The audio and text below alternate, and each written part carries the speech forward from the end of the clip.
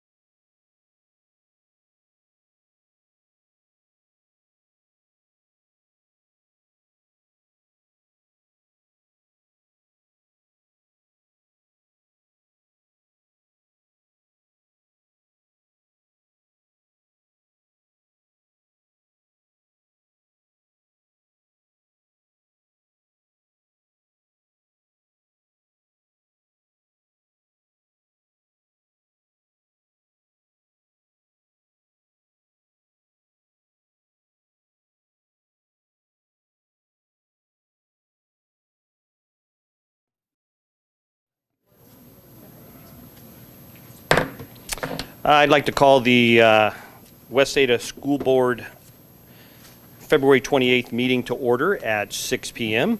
And our first order of business is our Pledge of Allegiance. So if you could stand and join me.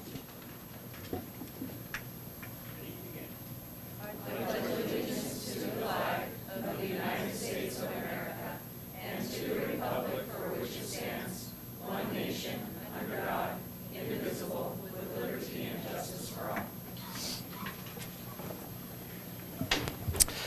Madam Clerk, are there any amendments or changes to the agenda? There are not.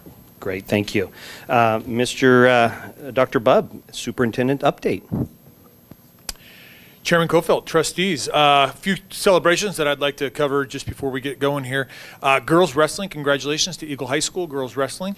First state championship for the state of Idaho, so congratulations to them. Meridian High School boys wrestling was also state champions, and congratulations to Coach Brad Murray, who was wrestling coach of the year.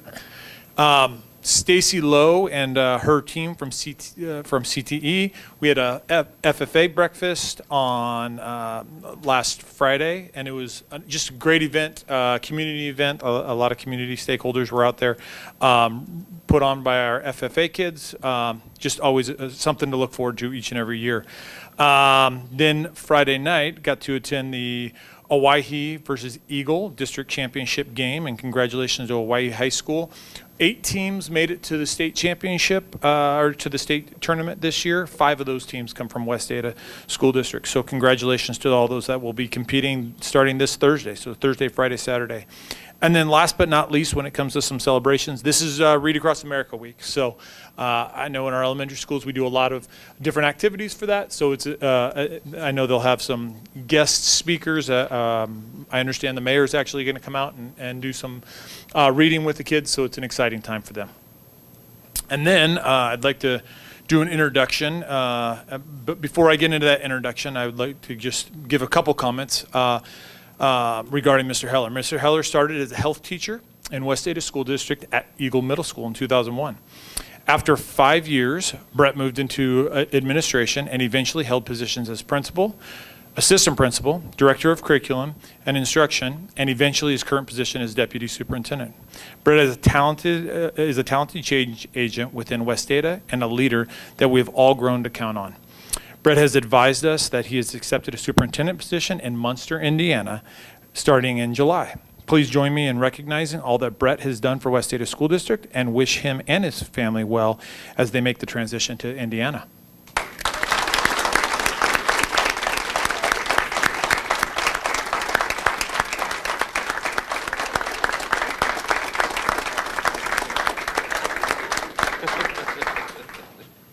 Thank you.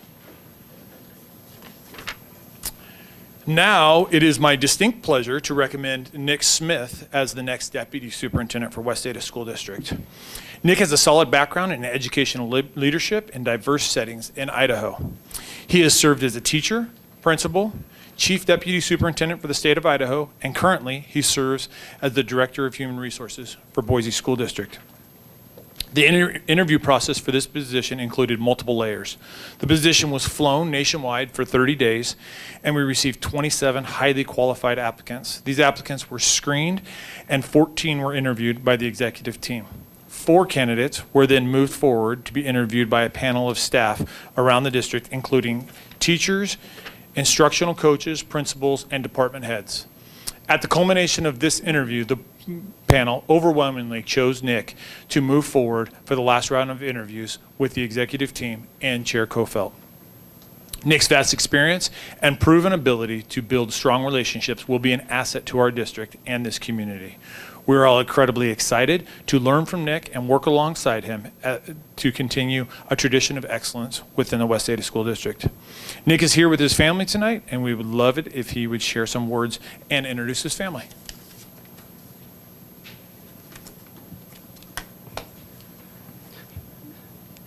I think we'll clap next. I don't want you to feel like you're not going to get the clap, but welcome. Thank you, Dr. Bubb. Thank you, Chairman Kofelt and trustees. I think just start off by saying how honored and humbled I am by this opportunity. I am a huge admirer of the West Ada School District. I've had an opportunity to work side by side with many of your staff through the years in my different capacities. And I'm extremely excited to get started and work with Dr. Bubb and the administrative team that he has here in the West Ada School District. and get to work with the amazing staff and the students and the families that make this school district what it is. So that's really exciting. Before I go a lot further, I just would like to introduce my family.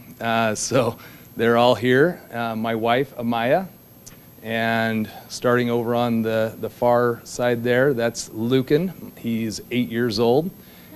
9, whoops! Corrected. I should know that. Andoni, who I think is 11. Correct me if I'm wrong. And Kepa, who I know is 4. And so those are my boys and wife, and I'm really proud of them, and they're kind of why I get up and do what I do every day. So back to the West Ada School District.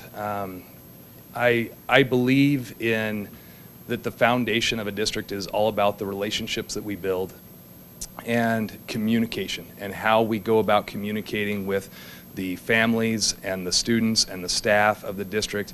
How do we build those relationships? How do we get everybody on the same page, making sure that everybody sees the great vision that you as trustees have for the district? And so my hope is that I can add to the efforts that you have been undertaking as a district, and that I can enhance that relationship building and the communication that you as a district are trying to do with families. I know that I have big shoes to step into. Mr. Heller is a great educator, and I admire him, and happy for him and his new opportunity, but I know he leaves some big shoes to fill. But I'm excited to get started and can't wait to get working with all of you and the students and staff and the patrons of this district. Do you have any questions that I can answer? Trustees, any questions for Mr. Smith? You guys Trustee are letting me Ozuna. Oh, perfect. I don't actually have any questions. I just want to give you a warm welcome, and we're excited to have you here at West Ada, and we're also sad to be losing Mr. Heller, so we want to wish him the best. And for your family, Monday nights here can be pretty exciting. You're welcome to join us anytime. Absolutely. So, it'd be great to move forward with you. Thank you. Chairman Kofelt and Trustee Ozuna, I appreciate that. Thank you very much for the warm welcome. You guys are letting me off easy this first time. I appreciate that, but I know it always won't be quite that easy, so I appreciate it. Thank you very much for this opportunity. You're welcome, and I'm gonna try to hit the names here, so hopefully I get them right. I know I'll be corrected if I don't. But Amaya, Lucan, Andoni, and Kepa? Yes. Perfect. And Nick, on behalf of the board, I'd like to welcome you to the West Ada family. We are excited to have you. And I had the opportunity, the privilege to sit in on that final interview. And I will tell you that the connection that Nick had with the executive team, had I walked into that room and not known any different, I would have thought that you were here. And so I think that relationship is going to serve us really, really well in the future, and we're excited to have you. So welcome. Great. Appreciate it. And if we could, Dr. Bub, could we maybe get a quick photo with the board? Yeah, great.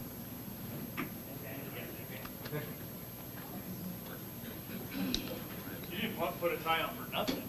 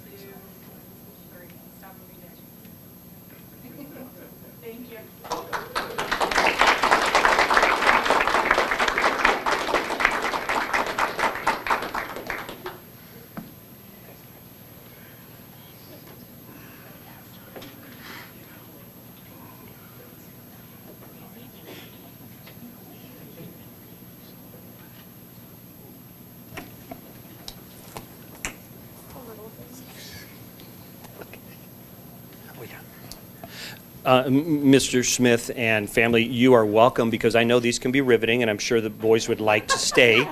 You are welcome to stay, but we totally understand if you want to leave. So don't feel like you're letting us down or anything. We'll see you later. Go while you can. Go while you can. Run.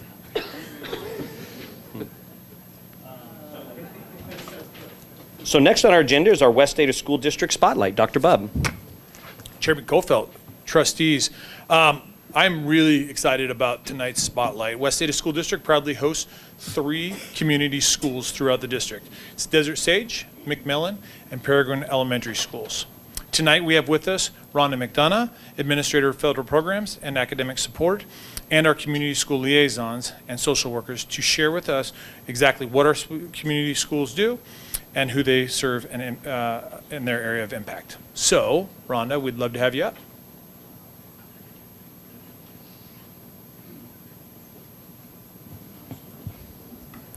Welcome, Rhonda. Thank you so much, Chairman Kofelt, trustees, district leadership. I'm pretty excited to be here tonight. This is a hidden little gem in West Ada. We love for people to see it. I think that you're going to be very pleased by the work that's happening. I'm going to start with, we have a video that was created last year. The purpose was to kind of get the word out about community schools. It does a really nice job giving an overview, so we'll start with that. It just takes a few minutes, and then I'll kind of give you a few talking points after that. Thank you. Am I driving, or are you driving? Yeah. In the first slide, there's a link. Am I driving, or are you driving?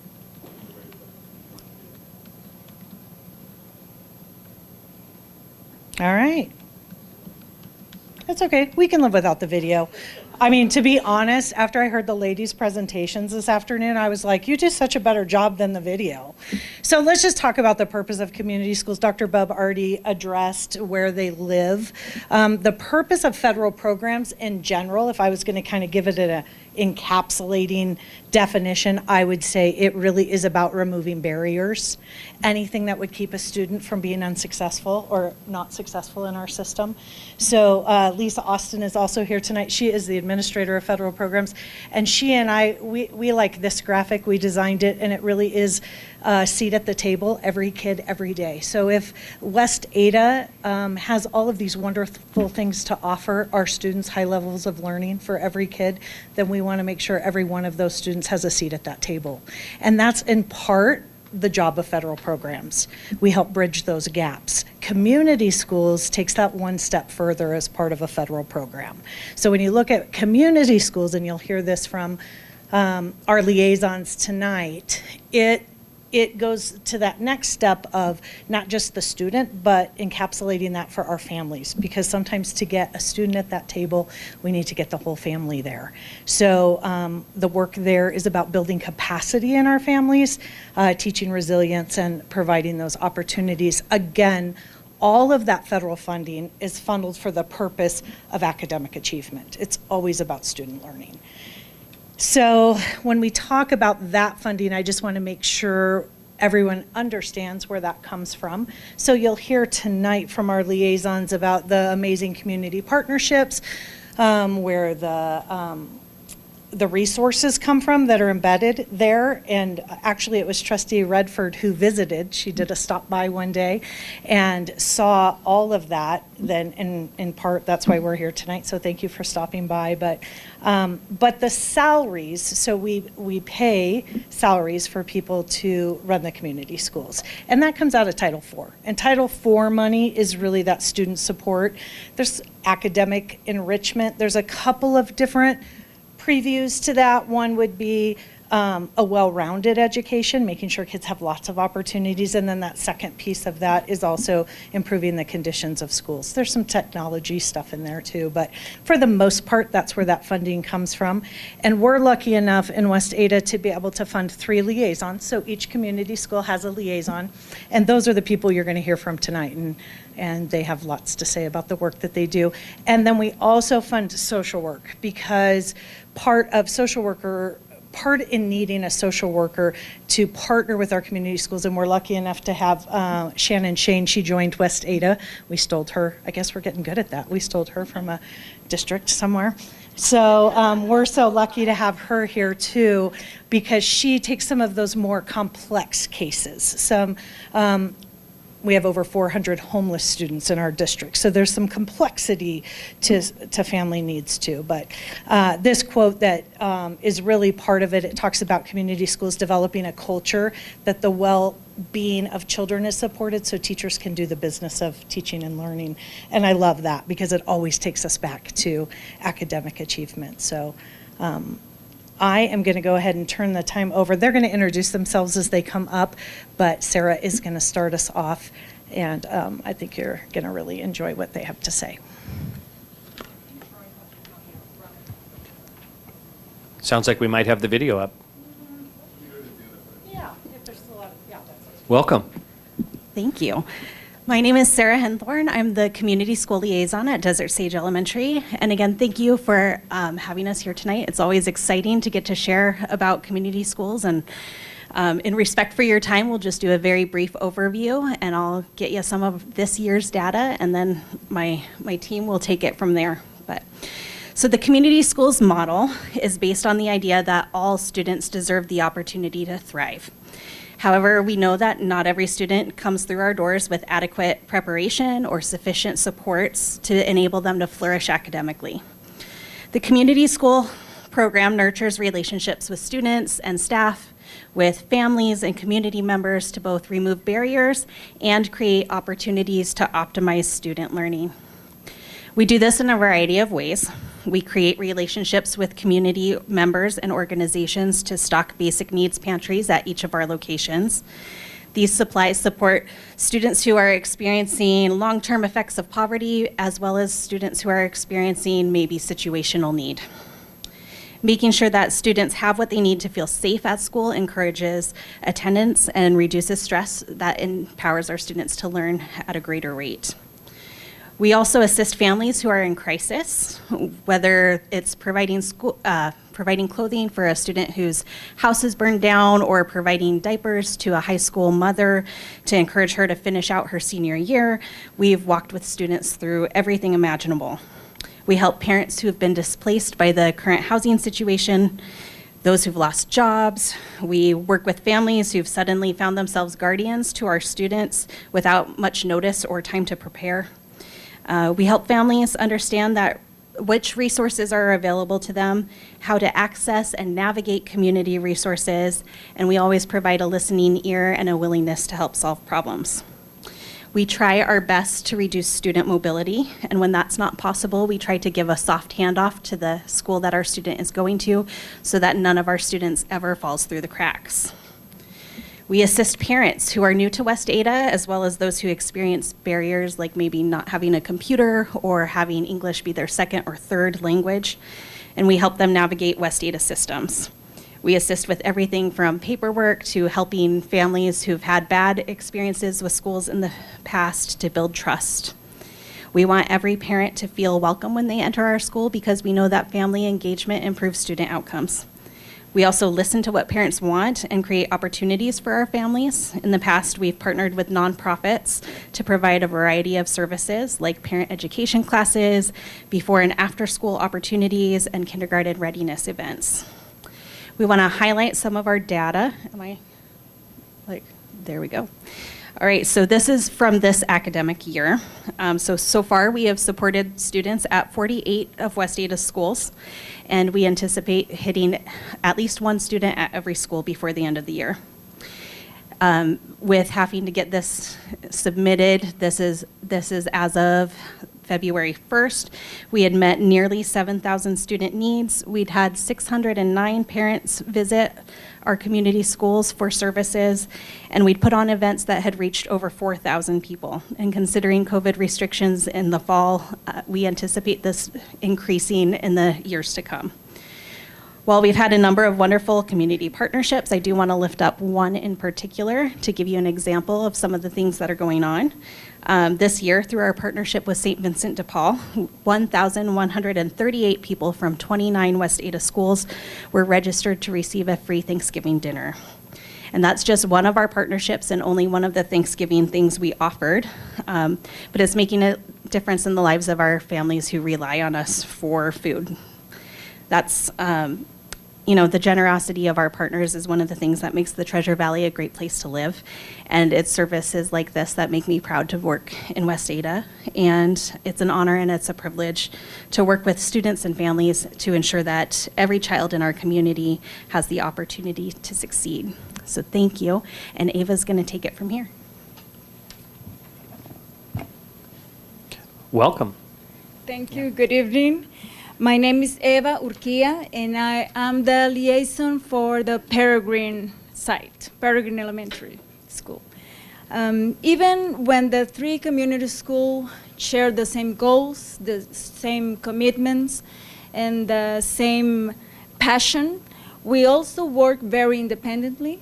We have a different dynamic, and also we are set with different skills that allow us to complement each other perfectly. In my case, I'm a bilingual immigrant to this beautiful country, and that had helped me build a strong relationship with the refugee community and even more stronger with the Spanish speakers families, not only at my school, but all around the district.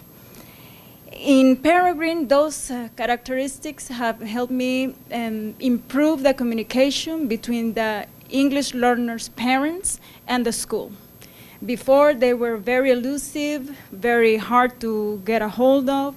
They didn't answer the phone, never returned our calls.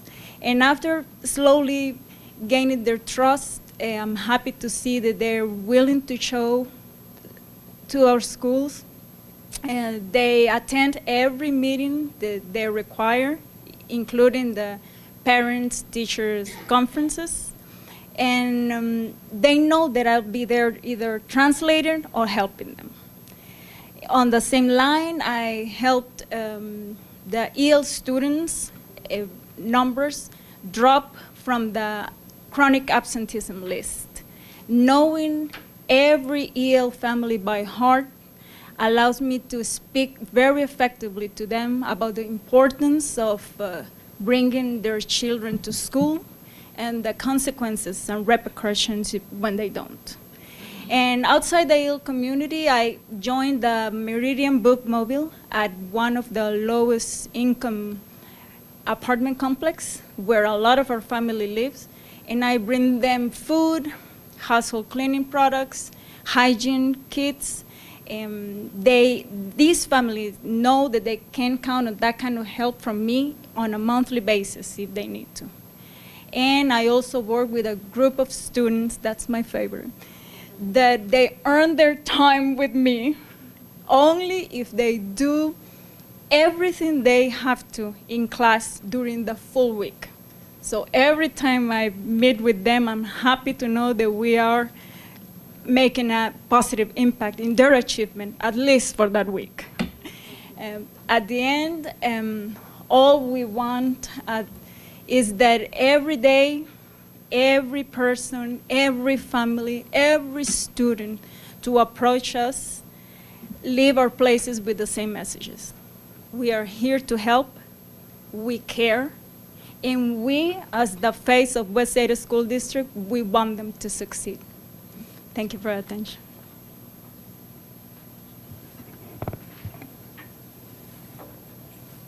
Welcome. Thank you. My name is Camille Peck, and I'm the Community School Liaison at Mcmillan Elementary School. One of the many unique aspects of the community school strategy is the ability that we have to build partnerships with various community members at various levels. These partnerships allow us to provide necessities to our students and their families who reside within our district, and in turn, we get to build trust with some of those same families.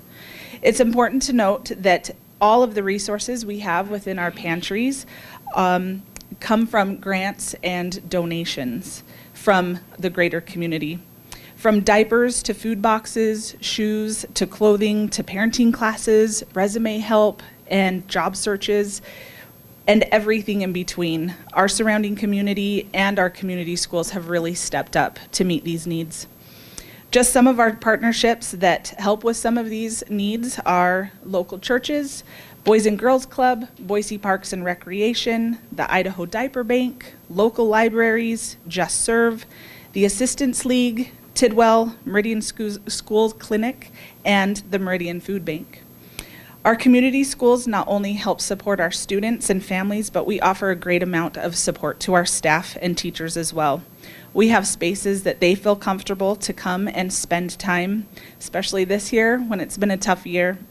Even our frequent substitutes know that the community school is a safe place for them to be as well. One of our collective goals as community schools is to support teachers in their classrooms. We do this by supporting and supplementing their classrooms with school supplies and assisting students with their basic needs in the same ways that our teachers have always stepped up to do in the past.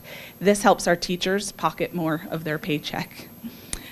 As Sarah said, when a student's basic needs are met, they are better learners.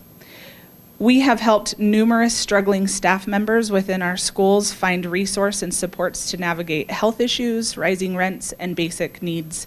They know we are here to help them as well.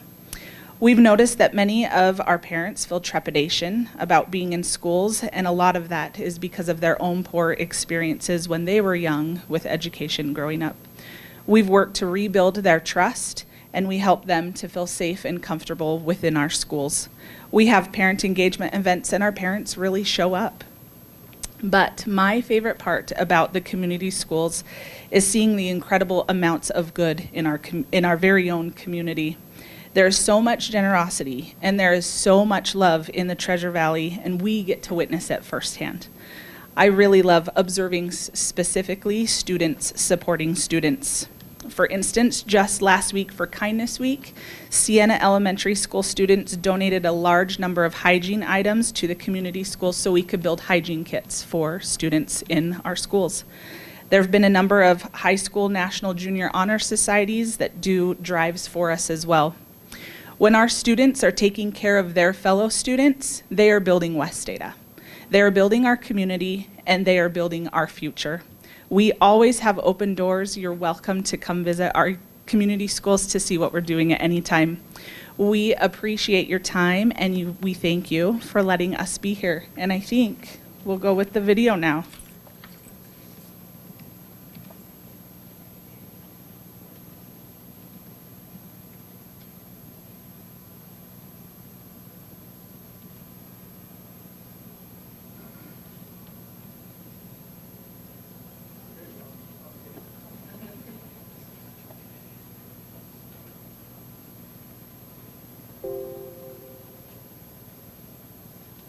We could live without it, Troy, if you, it's linked to the webpage. Yeah, Trustee Kofeld, trustees, I think that they did a phenomenal job painting a picture of what happens in these schools. I mean, you can see every time I'm around them, they completely exceed all of my expectations. I mean, we could not have a better face of West Ada taking care of our families and our kids, the way they do it every day in the job. And when they talk about it, it's so inspiring, and it's the right thing to do, and they just do it the right way. We're very, very fortunate to have such committed people.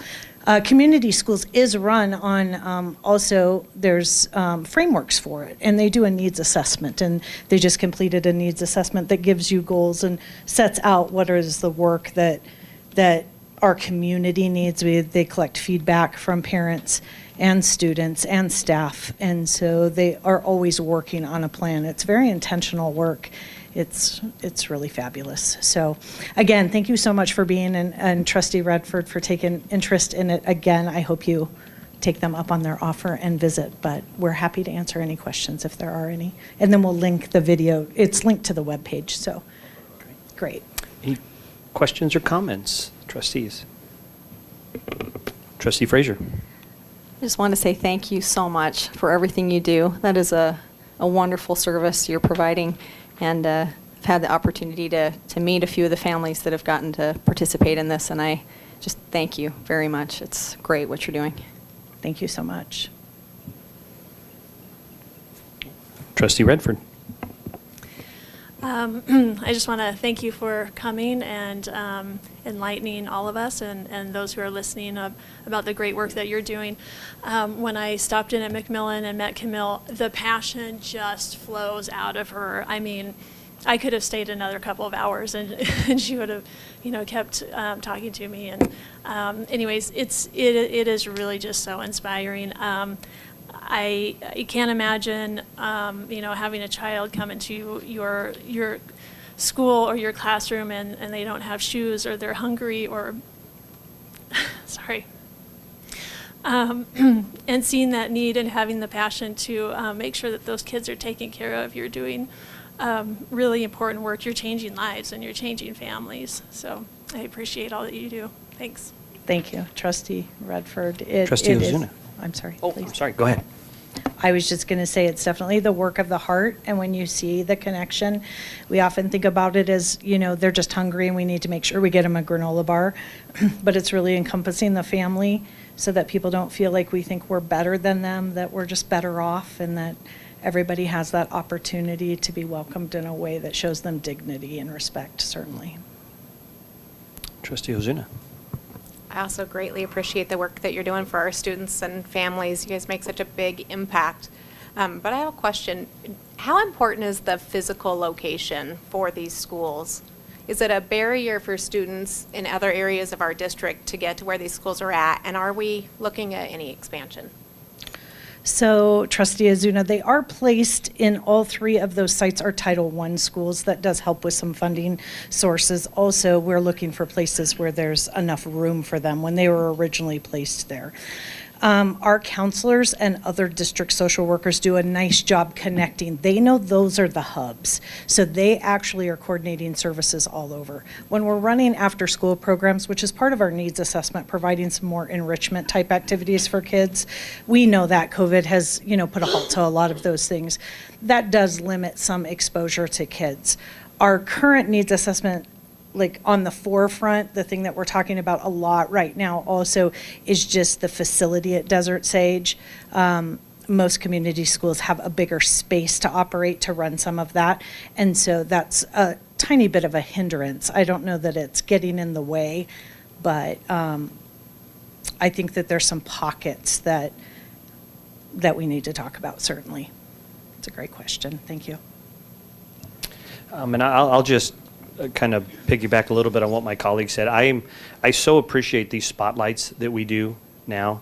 I am continually amazed at the comprehensive services that we offer to our students, and we're always looking for ways to offer more. It's very easy, and I'll speak for myself, it's very easy sometimes to come to the board meetings and do certain duties, and you lose sight of the fact that school for many kids is a safe place for that 8 hours in a day. It's the place where they get a couple meals. It's a place where they get some clothing, and it is so critical. And I appreciate what all of you do to help some of those that are a little less fortunate in our community and give them the support that they need. So thank you. Thank you so much.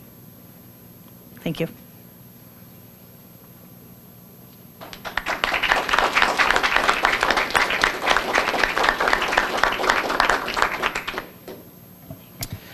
Next on our agenda is patron input. I know that I was told that no one signed up as they came in, and that's fine. We do get comments that are given to us electronically and written, so we have those.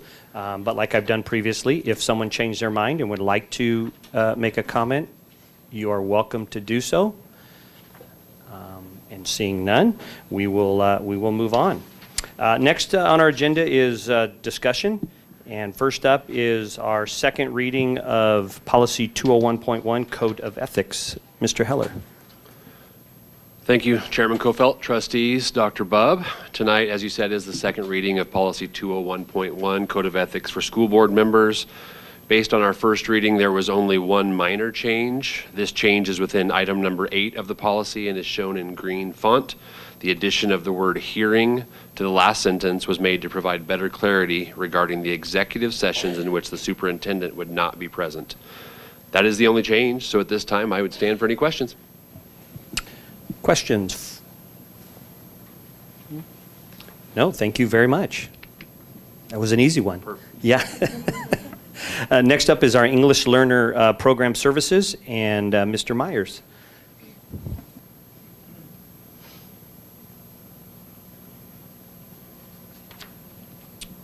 All right, good evening, Chair Kofelt, trustees, and Superintendent Dr. Bubb. Appreciate the opportunity to spend some time up here with you this evening. We've got a few things to discuss and some tremendous celebrations to be had as well. The first is informing the board in regards to a change of service location, and I want to qualify that with, it's not a change of attendance boundaries, it's a change of balancing schools where the need for EL services are quite high at this moment, and this is pre-planning and basically preemptive planning around what we know are changes in populations and locations at that area of the district. And so really it focuses on 2 locations, although I do want you to know that through federal programs, that needs assessment that Rhonda referred to, those needs assessments take place in multiple areas within federal programs, and this happens to be one of those as well. And what that needs assessment gave us information about was in regards to EL services, primarily at Desert Sage Elementary and Silver Sage Elementary School. And so to back up a little bit and create some understanding behind this, EL services are additional language, small group, direct instruction toward English language services for students who qualify for that. And so there is an assessment protocol attached to that.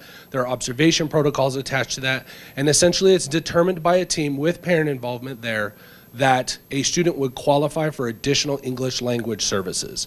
And so that's done at those 2 sites. And so and to provide that level of support in West Ada, we do have locations around the district at elementary schools that provide that intensive instructional model for students who qualify. And so it's not all students, you do have to qualify through those processes. Right now we have a tremendous number, and I provided those numbers, and so I don't want to read the memo in detail in regards to the specific numbers, but essentially we have an imbalance of services on that area of the district. And what's happened is populations of students change who require that services within different areas and regions within the district. And so we try to pre-plan with that. And a lot of times that happens with communications with cities in regards to what we know are populations of migrant families who move into the area, populations of refugee families who move into the area. And so knowing that it could be that some of those additional services are needed, we want to make sure that we're able to provide that equitably in multiple sites across the district. And so this was the first one where we noticed that we're going to need additional services to support those students at a location that's near Desert Sage. That closest location is Silver Sage Elementary, and so as part of that needs analysis, what we did was go through and say, what would be the smallest program change that would provide the largest impact instructional equity across the district for students who need it within that. And so knowing that currently we bus quite a few students, and it's in the memo exactly the specific numbers of those students, we bus those students from Silver Sage Elementary to Desert Sage Elementary to require that particular service. In order to provide an equity of services and keep kids in their attendance boundary schools, we are going to then place that program in addition to what's happening at Desert Sage at Silver Sage as well. So really that great point of need service, the additional support for students there and staff there to be able to address those different instructional needs for students who speak dual language that way. And so we want to be able to provide that support and provide that for students who are currently living in that Silver Sage attendance boundaries. And so the proposal would be then that those students that live in the Silver Sage boundaries then begin to attend the magnet program that we would create at Silver Sage Elementary. This is the same magnet program that's already created at Desert Sage and at multiple sites throughout the district.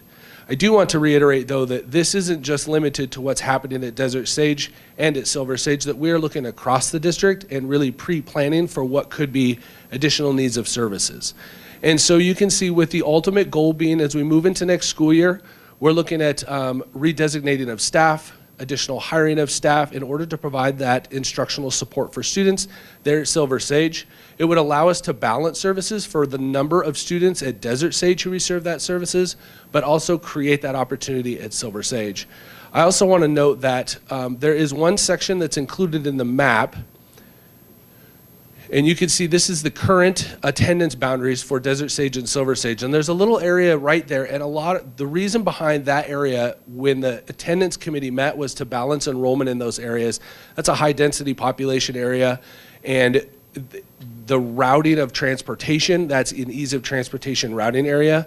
You can see that just below that is another area that we would propose that students who do receive that particular service or who need that particular service would then attend that at Desert Sage, because the routing of transportation allows us to get students to that instructional point of contact as quickly as possible without delaying any instructional time due to transportation that way.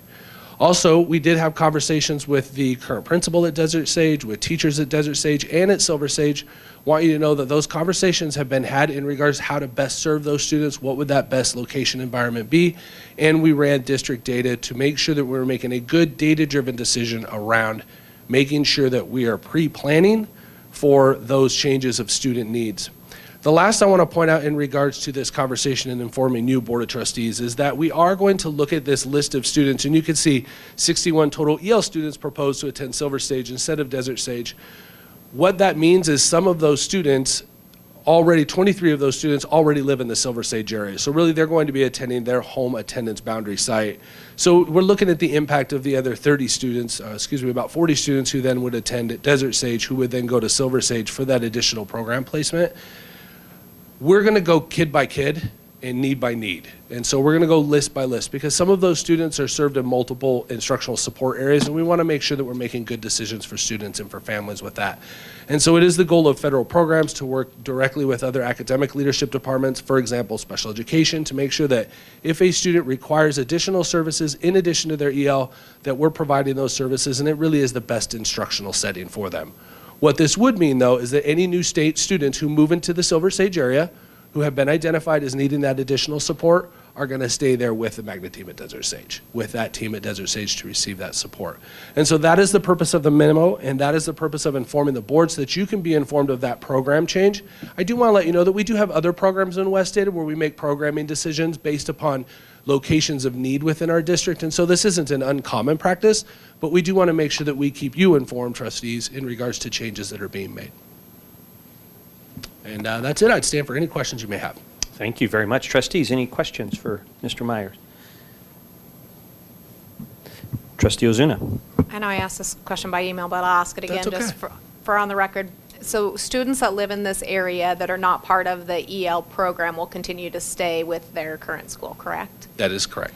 Okay. And then is there an ideal, for the EL program, is there an ideal size at a specific school to best support the students and the families and the staff? Because I imagine there's a balance in all of that. Yeah, Trustee Ozuna, Chair Kofelt, trustees, there absolutely is. And finding that balance is what's important. What we want to do is make sure that we're providing that targeted level of support for students, and that ratio of student to teacher is there so we can provide that support, because it's not just the instructional component behind that. There's a lot of other support components behind that in serving students with that particular need. And so we want to be able to provide that balance. You know, I think the number is going to vary by school given overall attendance with that particular school. I can tell you that for Desert Sage specifically, when you get into the 150, 160 number, that does have an impact on the services we're able to provide, because you can see just by that sheer number of students, you can see how we just want to make absolutely sure that we're working on a kid-by-kid, skill-by-skill level, and with numbers of students that way, all with particular needs, all with particular English development levels.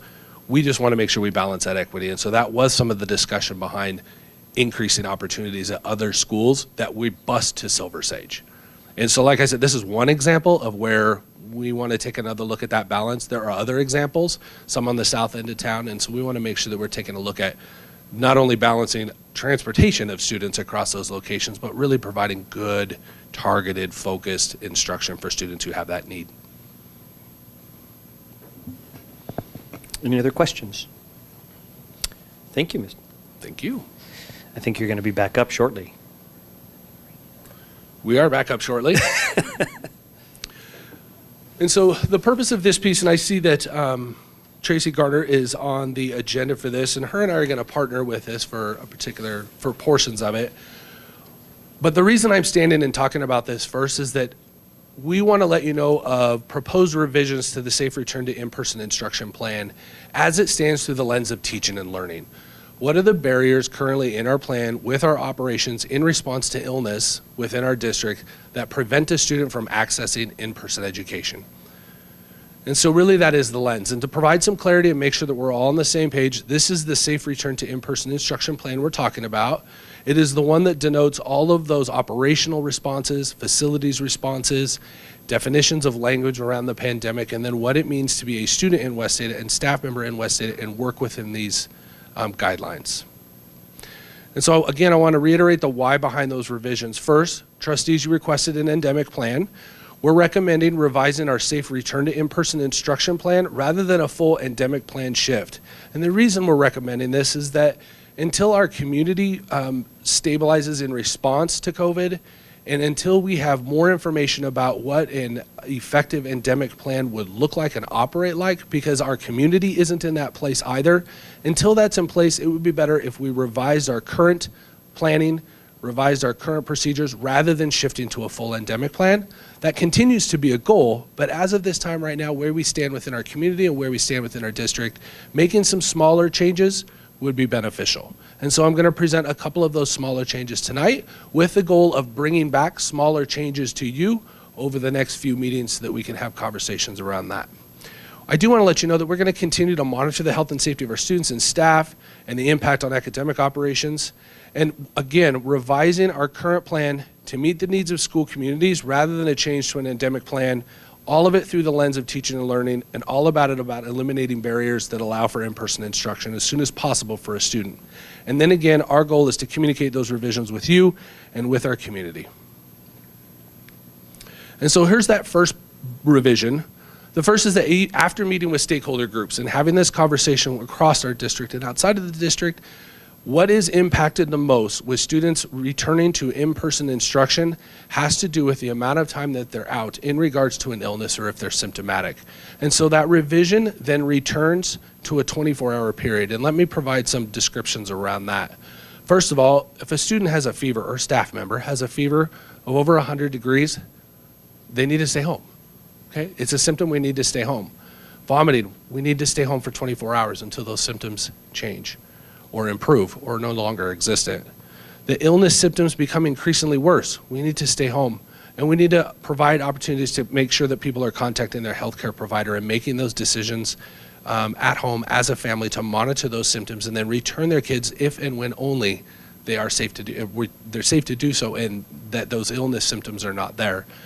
Where this comes from are universal precautions. And so universal precautions are the processes West Ada and districts, health organizations have in place to keep staff healthy, to keep students healthy. And that term is this: if you're sick, stay home. But let's provide some definitions around what it means to be sick and why you should stay home. And so that fever piece, that is that symptom where we're going to stay home. Vomiting, that is us staying home. If symptoms progressively get worse, you need to stay home. And please do not return to school in order to keep others well within a 24-hour period without having to take any fever-reducing medications. That process will return students to learning faster and in-person learning faster, and it will allow our families to opportunities to monitor those symptoms. We will continue to have conversations with students, staff, and family around if symptoms persist or if symptomatic students or staff come into our buildings. It'll allow us to have those conversations, meeting the goal of keeping our schools a safe place to learn, while at the same time making sure that students can return to learning in person as soon as possible. The second piece to this is that currently we maintain practices that positively impact school communities, and we want to make sure that we continue to maintain that and that we communicate the need for these to continue and continue on through the remainder of the school year and as we move into next school year. For example, those community impactful processes and programs would include things like having volunteers in our school when they're applicable, things like having visitors in our school when it's applicable, and making sure that we're allowing visitors into our school when it's applicable and when it doesn't deter from school functions and doesn't deter from instruction, but knowing that we do accept visitors within West Ada and that we encourage our patrons and staff to visit when it's applicable. That we're going to return to school events and that we're going to continue to practice those school events. We have returned to school events, but we want to maintain those school events during, before, and after school, because those are effective community building practices in West Ada, and we need those to continue to happen. We want to continue cafeteria and meal procedures that allow students to appropriately social interact. We do. And making sure that all of those procedures are in place where we're having meals together where we're in those social gatherings, in larger group gatherings, and we have opportunities to interact as a community within our schools. And then we want to be very intentional with remote instruction opportunities. Our technology-based one-to-one devices that came out as a result of COVID will only serve to enhance teaching and learning in West Ada, and that is our goal, enhancement of teaching and learning. Not necessarily replacement, but enhancement of teaching and learning. And by meaning that, what I mean is that when we bring home our devices, we're providing opportunities for students to learn off campus, at home, and off school site. And we need to be very intentional about that. Rather than just sending home a device for the what ifs that might happen, knowing that that could be part of the plan, especially during inclement weather or during operational responses, knowing that could be part of the plan, but we need to be very intentional with what those remote instructional opportunities look like so that we're using those devices to enhance instruction for our students. And so here's the timeline. We have some of those revisions prepared and ready to go, and those are ready to go on the website as early as tomorrow morning. Communication will go out to stakeholders through district-wide processes, February 29th to March 11th, and those are our district-wide newsletters and what you see posted on our website. Our building administrators are meeting on March 3rd. District administration is having conversations with them around those guidelines, much of what we just discussed, but many of those guidelines around continuing to maintain the effective community practices that we have involved in our buildings now. And then lastly, I use that term universal precautions. And if you have additional questions around that, I'm certain Tracy would be happy to answer those for you, as would I. But what's always taken place in West Ada is we have mandatory yearly training around universal precautions. What does it mean to safely defend yourself from germs and illness within a school setting? This includes things like effective hand washing, when to stay home if you're not feeling well, that 24-hour period about symptoms and not feeling well, monitoring that closely, how to respond to a student when you see a student might be ill in your classroom, how health services can help with that. All of these are mandatory yearly trainings that we call universal precautions that we universally use to defend ourselves against illness and symptoms within a school setting. All right, and with that, I would stand for any questions you may have or any areas of clarification that you'd like Ms. Garner to provide. Oh, sorry, Troy. Well, thank you very much for the presentation. And trustees, any comments? Trustee Frazier. First of all, thank you so much. I think it's wonderful that we've got a process so that the kids can be in class. I've heard from a lot of teachers, a lot of students, a lot of parents that there's been some difficulties with healthy students at home. So it's great that they have that. I have kind of a dumb question. Is my calendar off? Is there a 29th in this month? Oh, I apologize for that. You're right. I just didn't know if that mattered. March 1st. I was like, am I off? we just keep going there. That's okay, right. I think it's great. One more day. It's a bonus it's day great. of instruction for West Ada. That's what Extra that is day. right there. Don't you worry about it. I could use an extra day. It falls in between Monday and Tuesday. It's right in the middle there. All right. But anyway, thank you so much. Oh, thank you for catching that. I appreciate that. I think. Any other trustees' comments? Trustee Redford. I don't have much to say other than I support this move. My own kids have, stayed at home when they were healthy and they could have been in school learning, and I've heard from other parents with the same issues. So I think this is a positive step forward, and I'm happy to hear about it. Thank you. Trustee Ozuna. I also support this move at this time. I think one thing that we know about COVID is things change over time, and we don't know what tomorrow's going to bring either. So I also trust that as we look to remove some of our protocols, that we'll also look to add them if we find that it's necessary. And I trust that we'll continue to look at that and have those conversations if we need to. Thank you. I appreciate what Trustee Ozuna said, and I think that's this incremental step that's kind of being recommended tonight, that we're addressing some challenges to that, keeping our students learning in person, and so I do appreciate that. For my own clarification, would these changes go in effect on the 1st? Was that when it would be implemented? Yes. Okay. Not the 29th. Great. Yes, sir. Thank you. Not the 29th, but the 1st. Not the Yeah. 29th. Okay, great. Thank you. Any other comments or questions? Okay, great. If I may have just one more statement in regards to that. I'm sorry, Trustee Ozuna. Let me just ask one clarifying question. This doesn't change anything as far as our recommendations for families that want to test before they bring their students back, or the guidance we provide there, and all of that remains the same? Trustee Ozuna, it does not. Okay, thank you. Thank you. Were you going to say something else? Well, the last statement I wanted to make about revisions to this, to our guidelines in regards to schools being a safe place to continue to learn is that, you know, we've all been through a journey with this. We've all learned, and there's stresses associated with this, and getting kids back into learning is something that benefits our students, absolutely. It's something that benefits our teachers, our building leaders, our families, and so there's benefit in all of this, and smart transitions into what would be revisions on that plan, and really thinking it through as we begin to do that, really teaching it through and training it, and getting it back to universal precautions, which is, this is how we always keep ourselves safe. That is the goal of what's taking place, and continue to monitor and do that. So appreciate for what this might continue to build from. Well, thank you. And according to the agenda, you don't get to sit down yet. I'm up here for a while. Okay. Yeah, we're really moving. So next up is mid-year learning strategies and outcomes, and Mr. Myers. All right, this is the celebration we get to have here, which is fantastic. Thank you for the opportunity, Chair Kofelt, trustees, and Dr. Bubb, to be able to talk about where we're at with student learning and how we respond instructionally. I'm going to move through here fairly quickly, knowing that you may have some questions, and I'd be more than happy to provide any clarification.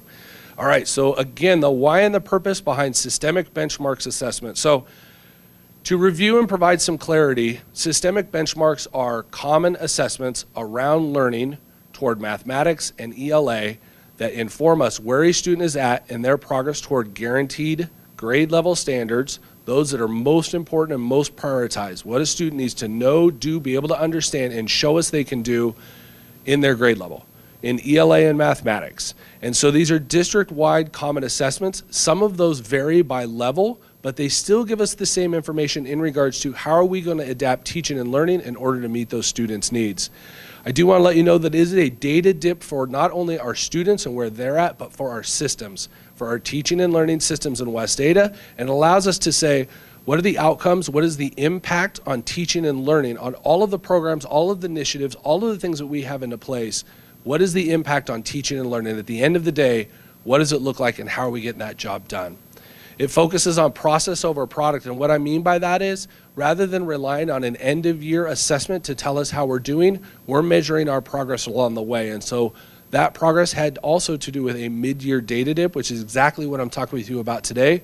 I do want you to know, though, that professional learning communities, teams of teachers and principals who work together on a daily basis use other assessment methods to measure student learning. And so I want to make that super clear in that this is a one-time measurement of student performance and where they're at toward a standard, but we use this one piece in addition to multiple measures and our professional observation, our professional planning to be able to say, here's where a student is at in their learning and how we're going to respond. It also informs us about what the students and adults need to know in order to improve teaching and learning. And so it informs our practices as well in moving forward and helps us inform where our collaborative teams are headed and what professional development looks like across the district. And again, this is not about the test, it's about student learning. The test could change. The standards, though, could be revised. However, this is about where students are at and their learning as measured by this assessment we have in time right now. And it is our job to make sure that those assessments align with what we know students need to know, learn, be able to do, and be able to show us toward those guaranteed and viable standards that let us know they're going to be successful in their next school year or in that next level. Again, there's a face behind all of these numbers, kid by kid, skill by skill. I would include that also to say parent by parent, parent by parent, teacher by teacher, and leader by leader too. It tells us and paints a picture of how things are going and what we can do to adjust. So what I've provided for you on each one of these, both in early literacy and in mathematics, is to give you an overview picture, knowing that we have the opportunity to drill down into each one of these graphs down to a granular level and a kid by kid level. I want to point out a couple of pieces with this, and then we'll have celebrations at the end. First of all, the graph to your right is from last year, and obviously the graph to your left is from this year. I want to point out that throughout the course of the year, you'll notice that steady increase of achievement in 2020-21. That gradual, very steady increase in 21-22 has to do with our impact on instruction towards systemic processes. You can see that that green is growing in proficiency as we move toward the year. The red is shrinking that way, and so is the yellow that way. You can see that that steady progression really demonstrates our impact and change on core instruction and its effectiveness Core instruction being that instruction that takes place in the classroom directly toward early literacy, that direct instruction component for our students. You can also point out there that, or see that in May we were at 78% last year level of proficiency as measured by ISIP, and this year it's February and we're already at 77. And so definitely some areas and room for improvement there, but something to be proud of. These are breakdowns by grade level. It's important for us to observe this data and analyze this data by cohort as well. And so looking at these groups of kinder students as they progress through the year, and then also how those students will progress as we move into next year. Note that an area of celebration for this is September, where 53% of our students were proficient as measured by this ISIP assessment. And right now where we sit is at 75% of that. That is a tremendous growth number for our students. That is absolutely tremendous. First grades showing similar results.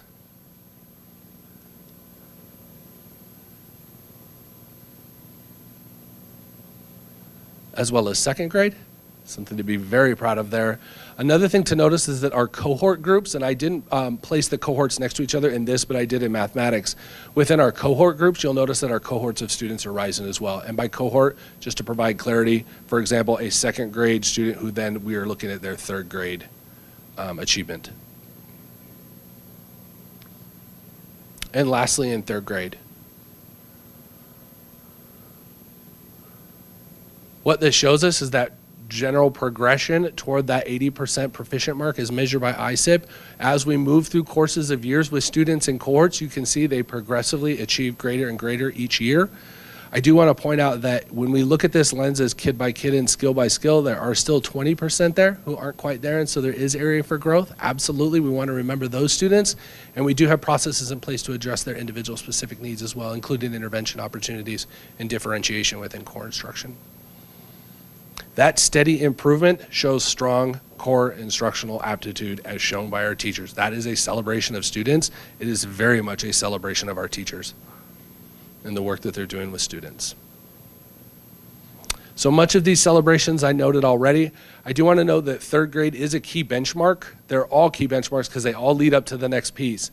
There's a tremendous amount of research behind third grade, the importance of leaving proficient in third grade and early literacy. This is a nice opportunity to measure that, but at the same time, there is a significant instructional shift with reading instruction in third grade that moves more from learning to read into reading to learn that way, and some of that content knowledge that comes as a result of it. And so with an 80% level of proficiency with that, our students are ready for that transition and ready to move forward, and that is the type of instructional planning we're able to glean from some of this information.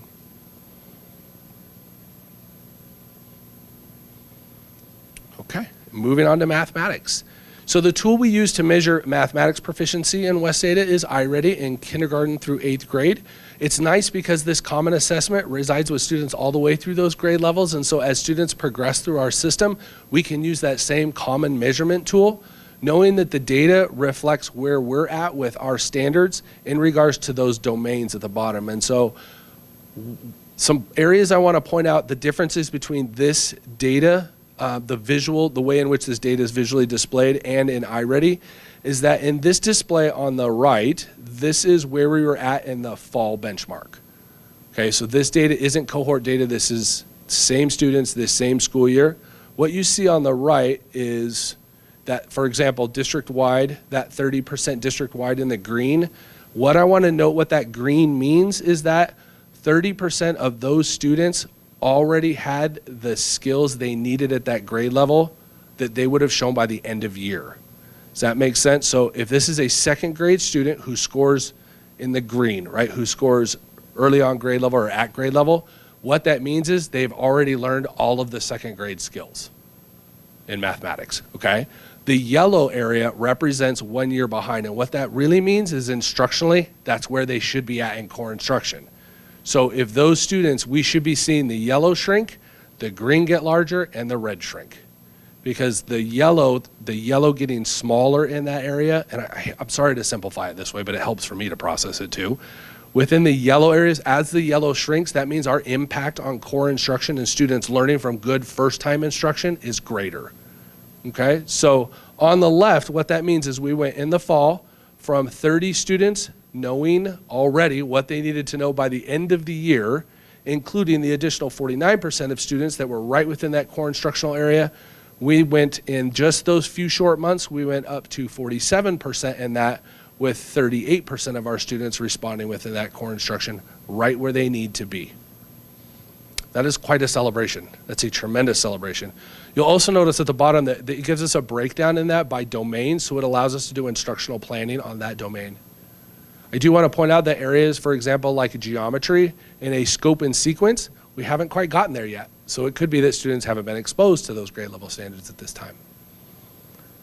This is a breakdown from kindergarten through 5th grade. Notice that tremendous growth.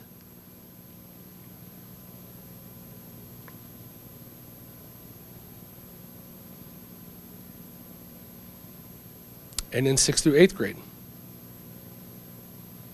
I do want to point out that in middle school, we assess all of our students using this tool toward mathematics proficiency, but not every student receives this as an instructional tool behind that, although they are receiving effective core instruction that way. So this really is helps us paint a picture about core instructional changes and what we're doing to help address those particular needs.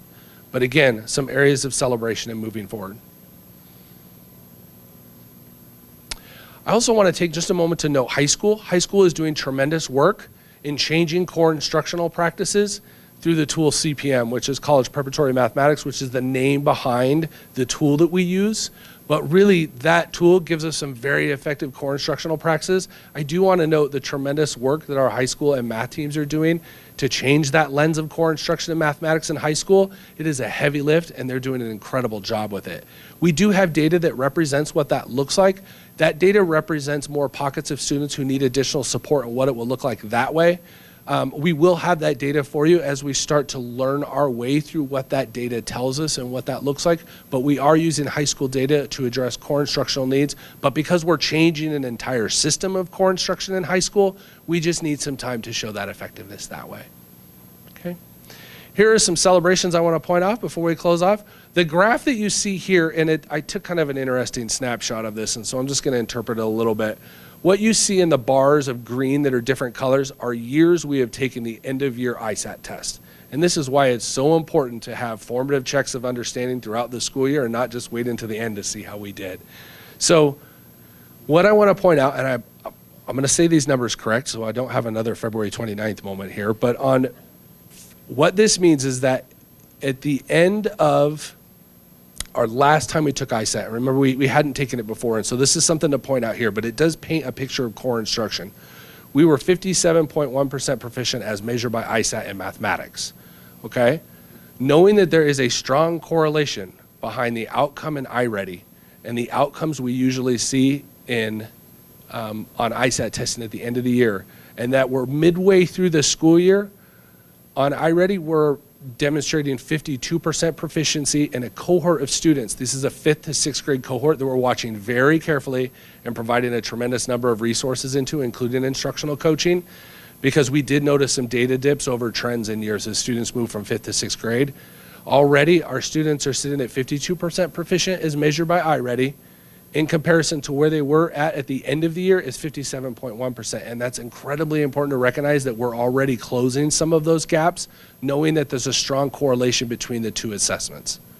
Okay, and so that gives us some areas of celebration within that cohort team moving up, but very similar trends can be found in 7th and 8th grade too.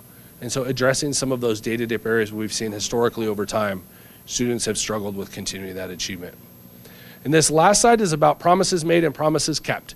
And so this is the same slide from the one that we did earlier this school year where we talked about that initial fall benchmark data.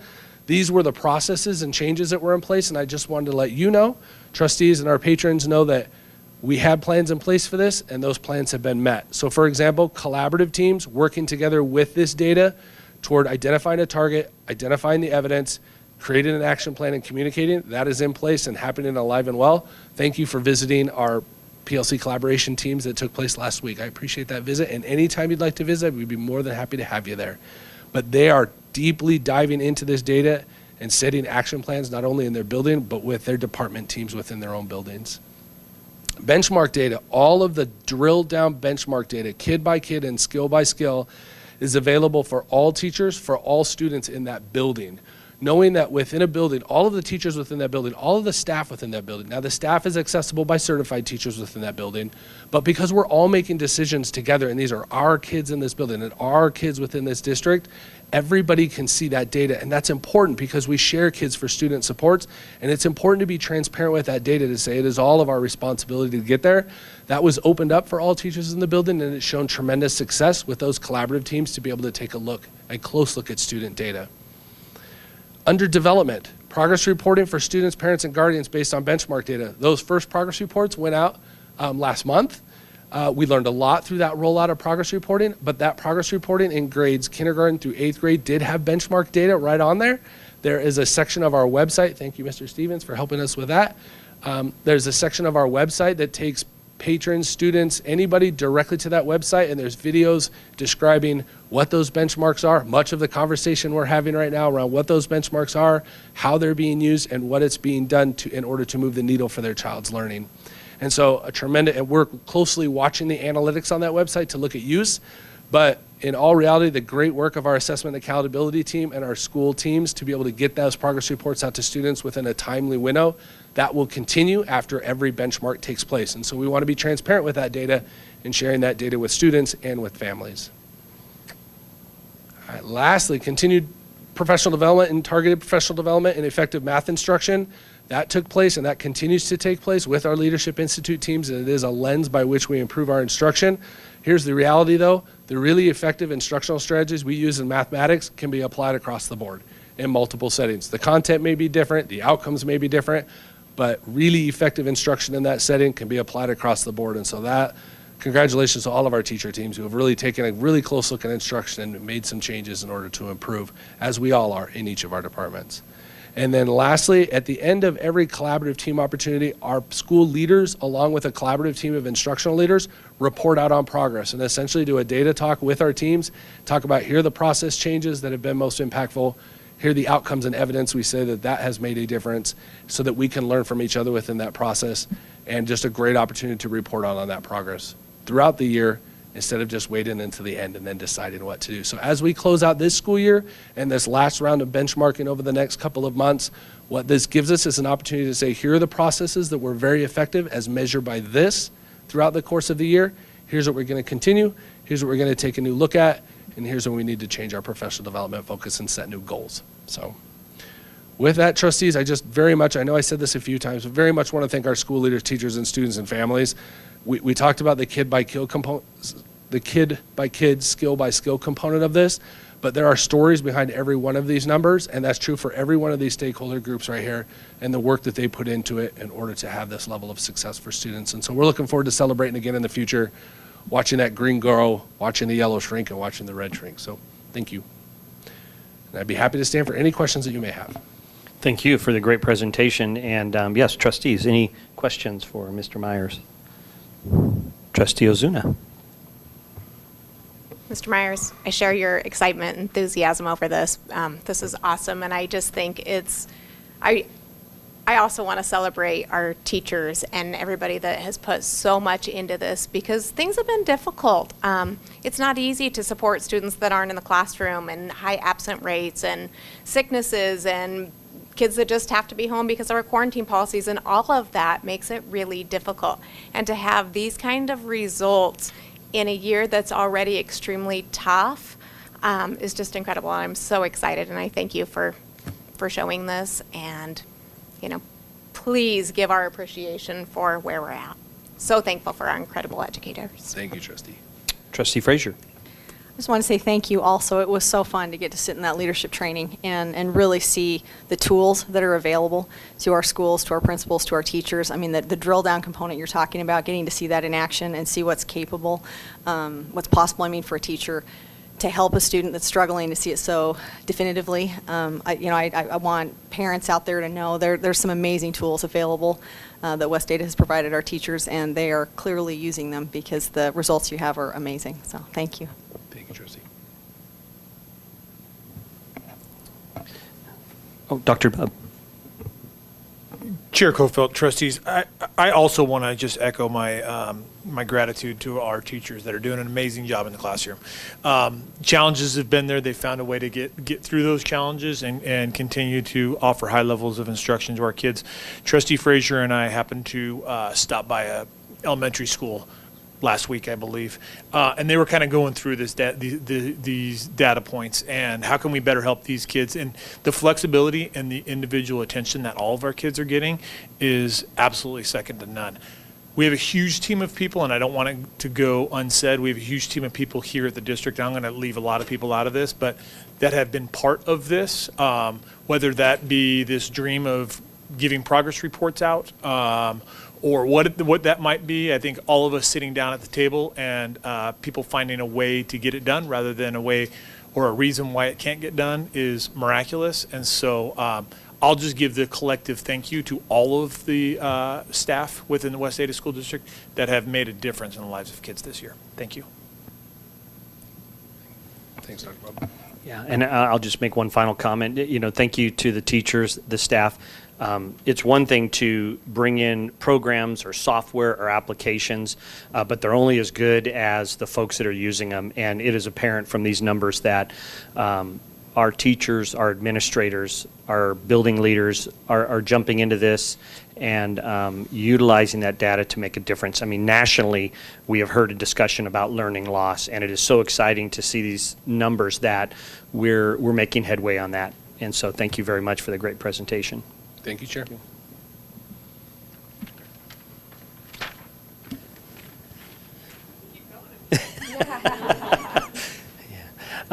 Okay, next on our agenda is a discussion around the Zone 2 trustee vacancy and the application process. And West Ada's legal counsel, Ms. White, is going to kind of talk us through some steps here. Thank you. Certainly, Mr. Chairman, trustees, Dr. Bubb.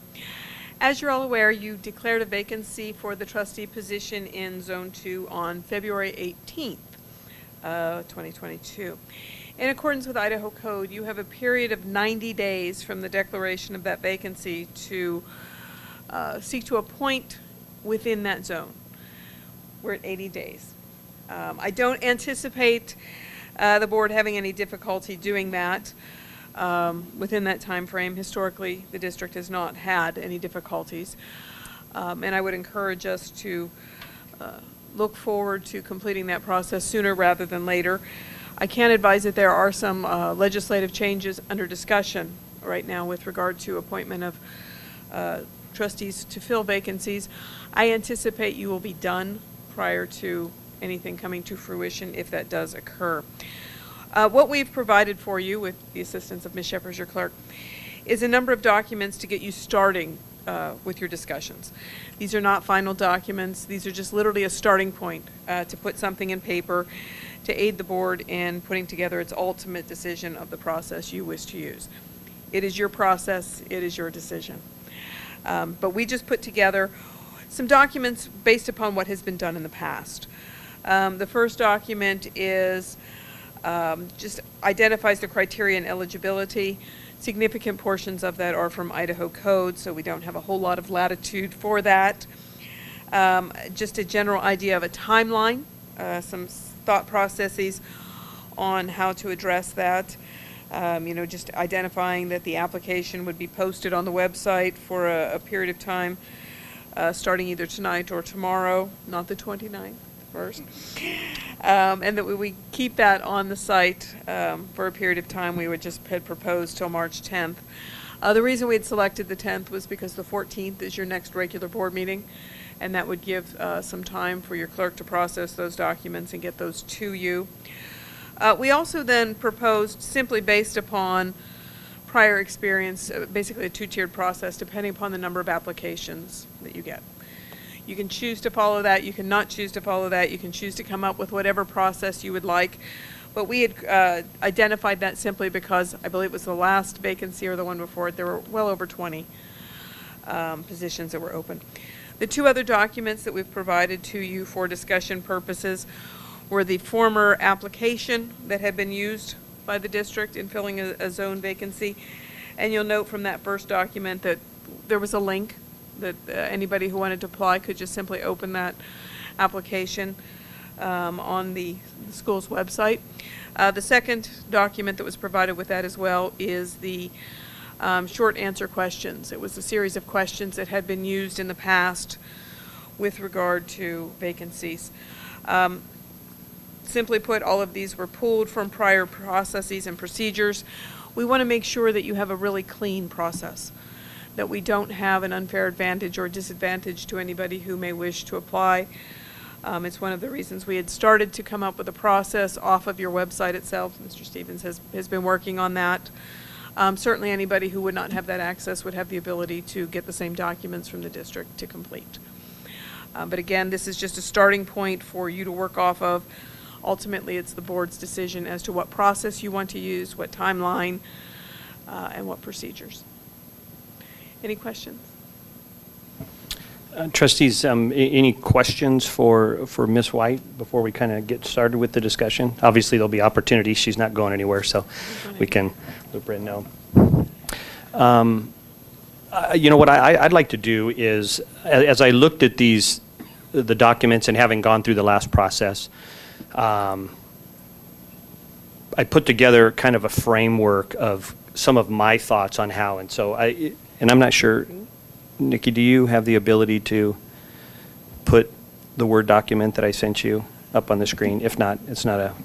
I do not have that ability. You each have a copy, and Mrs. White has one as well, though. Of the one that I had sent you? Yes. Okay. Both of them. Oh, yeah, that's it. Thank you. So we'll walk through this, so it's not something everybody will be able to understand what we're talking about here. I kind of took the framework that that the district provided to us based on previous processes, and then just made a few tweaks, and I'll kind of walk through this step by step, and then here again, this is just a platform to launch our discussion, but in my proposal, what I'd like to do is any of our meetings or sessions related to the vacancy and selection of a new trustee, I would like to do as special board meetings, so that the focus can be only on that, and that it doesn't kind of get looped into another board meeting that, you know, may go long or what have you, but we can just focus on this and be prudent with everyone's time. The second kind of piece of this is, following the framework that I'm suggesting, the new trustee would be able to be sworn in at the regular board meeting on April 11th. I think that's important. We want to do our due diligence, and then on top of that, the sooner we can fill that seat, I think it's beneficial for the board. So my proposal, and I'll go down the steps, is the first thing would obviously be the application period, and that would conceivably, if it was approved tonight, would open this evening, and then run through March 10th as the district had recommended. I'm recommending that I think there's value in the supplemental short answer questionnaire. And so I would propose that we, not only with the application, that we make that short answer questionnaire a mandatory requirement, because I think there's value in not only for the board to get some more in-depth thought process, but also for our patrons to see that. Once that closes, I would suggest that we have a special board meeting somewhere of the week of March 15th. I said the 18th, but the 18th is actually a no school day. So March 15th through the 17th. One day in there that worked for the board, and that we would have a special board meeting. And at that meeting, we would allow all applicants to basically address the board and in all reality, the patrons, with a 2-minute statement as to why they're interested in the position, why they believe they're the best candidate. That was one of the changes that was important to me, because having gone through the last process, there was a lot of folks, as we know, 23 applicants, I think, and some never got really the opportunity to even engage in the process. Mm-hmm. And so this would give the board the opportunity to review resumes, short answer, and then also to hear from each candidate in person. Following those that special board meeting and those 2 minutes that each person gets to address the board would then use a matrix, very similar to what we used last time, to then take however many number of those candidates and bring that down to 4 to 6, whatever the board's pleasure is, 4 to 6 finalists that would then move on. Those finalists would then move on to a special board meeting sometime during the week of March 28th through the 31st. I chose that week because the week prior is spring break. So the finalists would then be interviewed at that special meeting sometime during that week of the 28th through the 31st by the board. My proposal is that each trustee, and I believe this was similar to what was done in the process that I went through, but each trustee will provide 3 questions to the clerk that they would like to be considered to ask the candidates, the finalists. For discussion, I had thought about having 2 of our trustees then select 6 questions from those 12, but I understand, and Ms. White, you can weigh in on this, that being that there's 4 of us, having 2 could be problematic, and so perhaps we could work through that and just give the authority to the chairperson, another trustee, or someone to choose those questions. But anyways, we'd come up with 6 questions or so, and then we would interview those candidates on that special meeting date in person. And then following those interviews, like occurred last time we did it through Teams, this would be in person. Following those interviews, the board, if they wanted to, would then make a motion to nominate or to select a person to fill the vacancy. And then that person would be seated, officially sworn in at the April 11th board meeting. There is one option in there for consideration if the board wanted, is instead of having the action immediately following the interviews, we could put it off a week and have a special board meeting on a day, April 4th through the 7th in there. And the sole purpose of that special meeting would be to make the nomination and approval of who would fill the vacant seat. So that's kind of the thought process, and I know you're probably seeing this for the first time. It's not a whole lot different than what was presented to us from the district, but I'll put it out there just for discussion.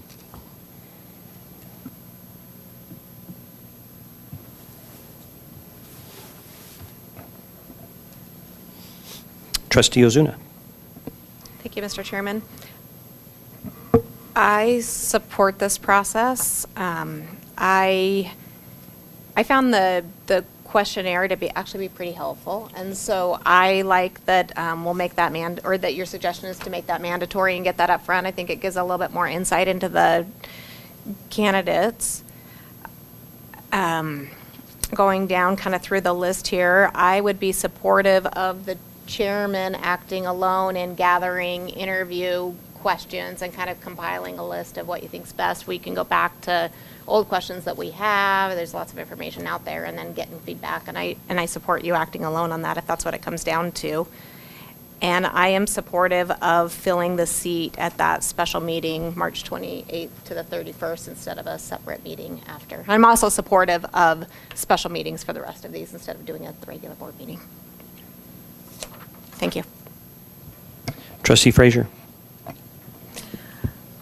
Yeah, I think this sounds good. Having not conducted this process before, I definitely appreciate the comments that have been made tonight. I do have one question on the action item following the interview. I guess part of me wonders, can we have an option if we need it, if we decide to change that to the following week if we want to have a little more time? Just if there's a situation where I don't know, just a little deliberation's needed. I don't think that's a bad idea. But yeah, everything else that Trustee Ozuna just recommended, I'm in complete favor of.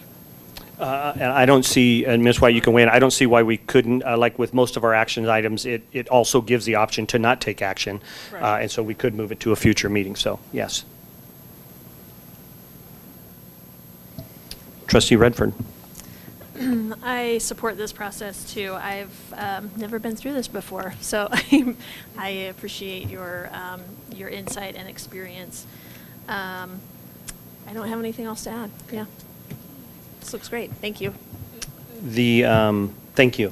The other, and I printed them up, and I think you all have them in your packet, but as I went through the supplemental questions from last time, and, you know, most of them were very good, there was a couple that I recommended pulling out, and so I basically put together 8 questions,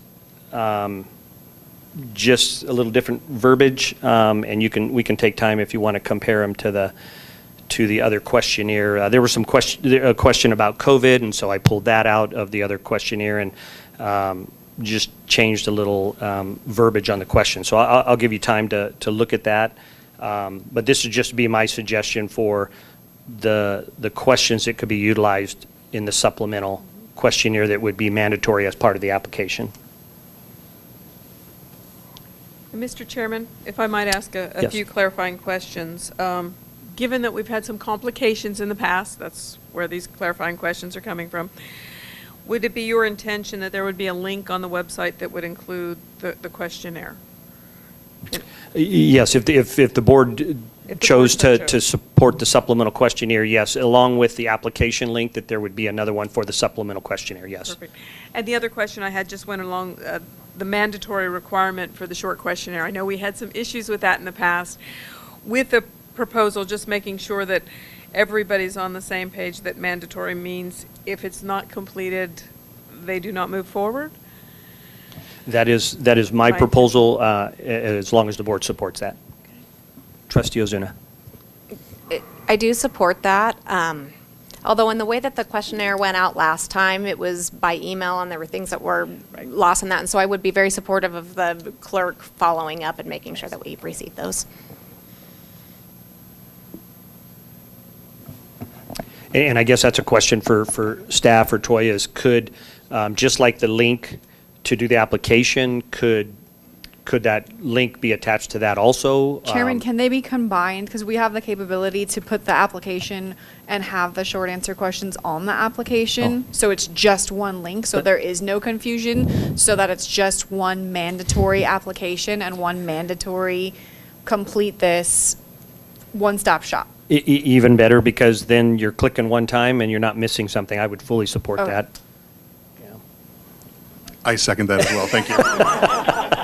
That was like a ventriloquism right there. Yeah. So then a point of clarification just for myself, you have in front of you 2 documents. You have the Board of Trustees application that's been previously used, and you also have the short answer questions that have been used. If you can clarify for us what questions that Chairman Kofelt has provided that you would like on that application, that we can go through those together so that I can create the application and we can make things as streamlined as possible for you all moving forward.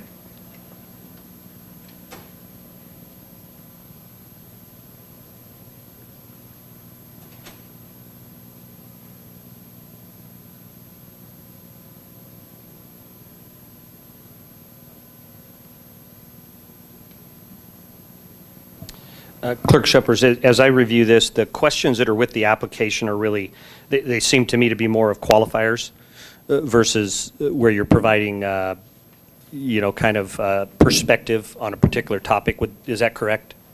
That's correct until number 8, the statement of intent.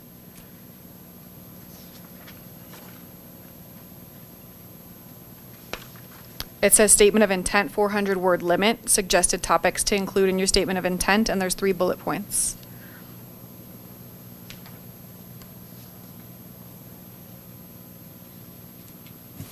My suggestion for discussion by the board would be that last question to be removed, because I think that's kind of captured in the supplemental questionnaire.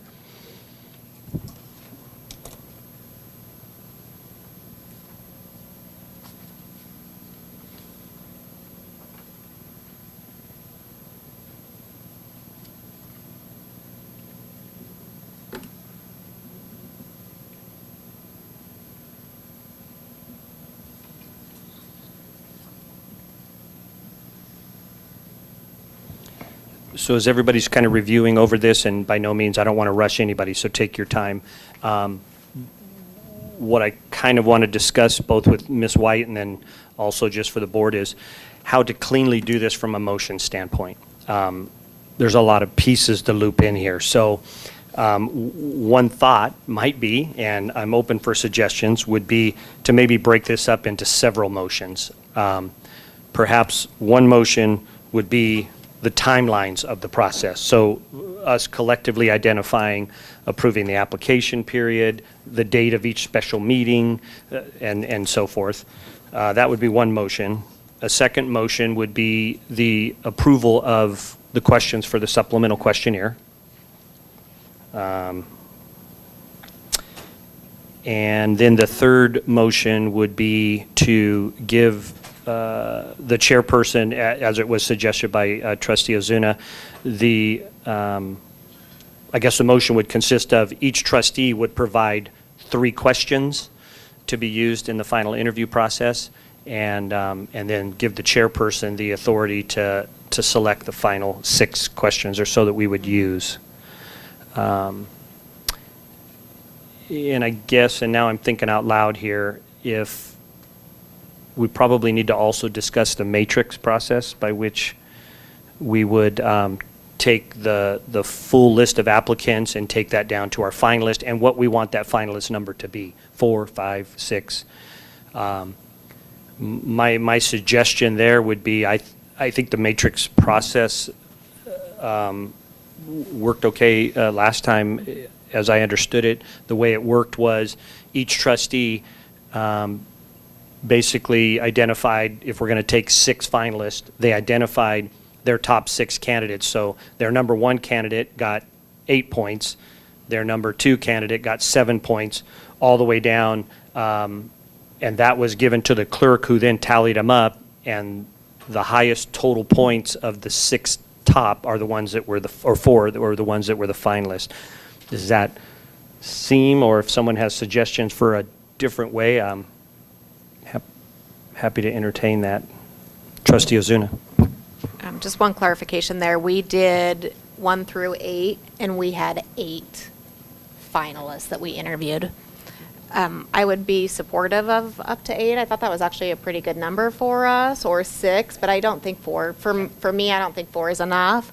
But the less that we have, the more questions we could ask. We'd have time to get into a little bit more depth in the questionnaire, because I don't know that 6 is going to probably cover the depth of what we would want to get into. No, great points.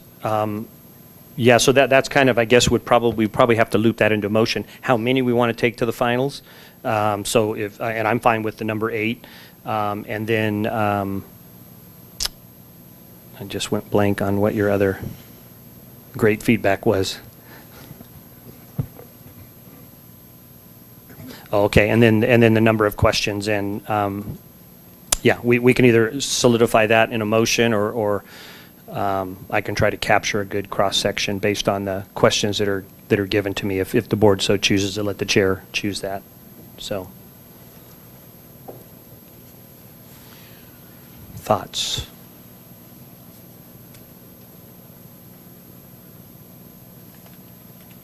Let me do this and see if this might be beneficial, since there's a lot of information here. Perhaps could we take a recess?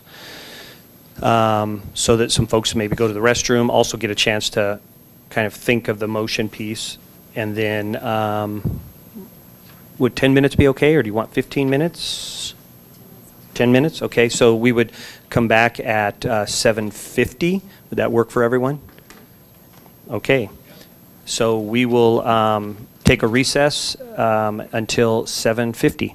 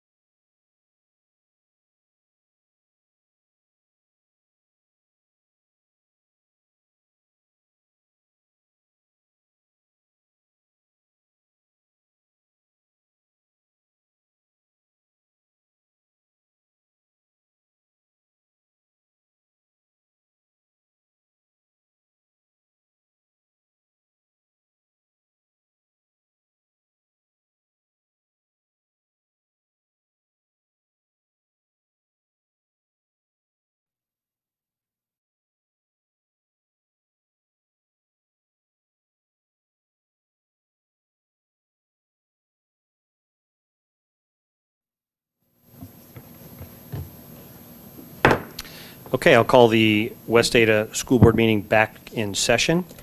And I would open the floor to any motions regarding the Zone 2 trustee vacancy and application process, if any of the trustees are so moved.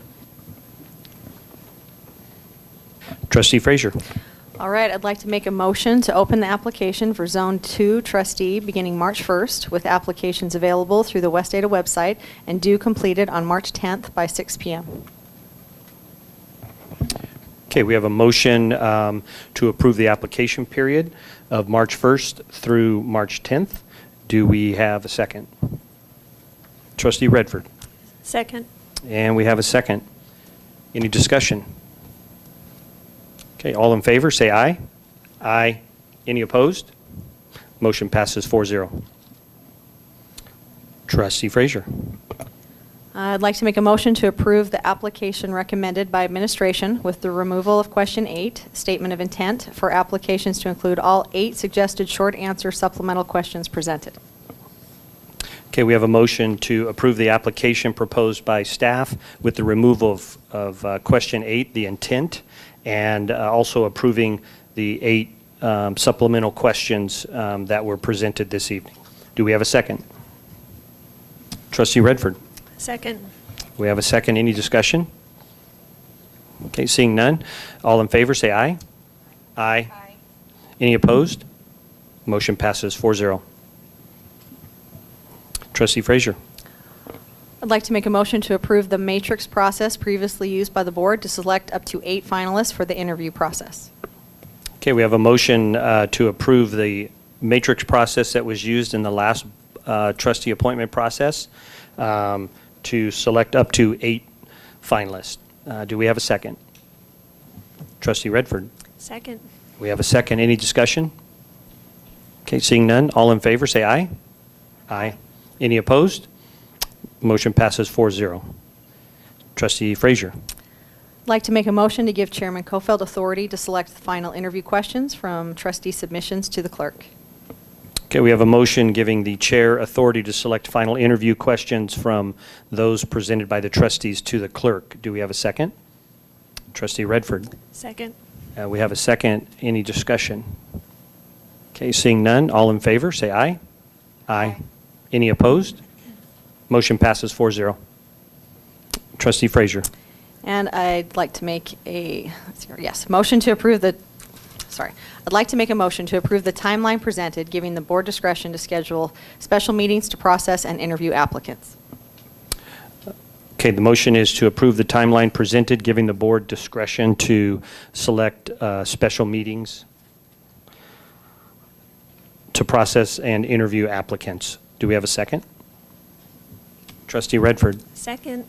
Okay, we have a second. Any discussion? Okay, seeing none. All in favor, say aye. Aye. Any opposed? Motion passes 4-0.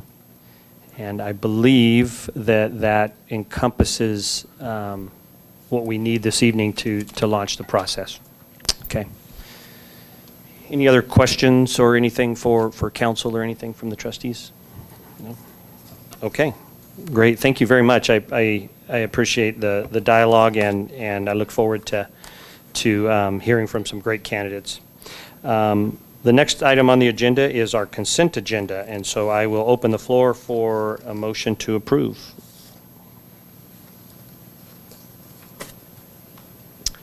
Trustee Ozuna. Mr. Chairman, I would move that we approve the consent agenda. We have a motion to approve consent agenda. Do we have a second? Trustee Frazier. I'll second. We have a second. Any discussion? Okay. Seeing none, all in favor, say aye. Aye. Any opposed? Motion passes 4-0. And future agenda items, anything the trustees would like to see for our future agendas? I'd just like to, Chairman Kofeld, I'd just Yes. like to remind you that you have the letter from the Attorney General that you postponed, that you need to make a decision on. Yes. Yeah.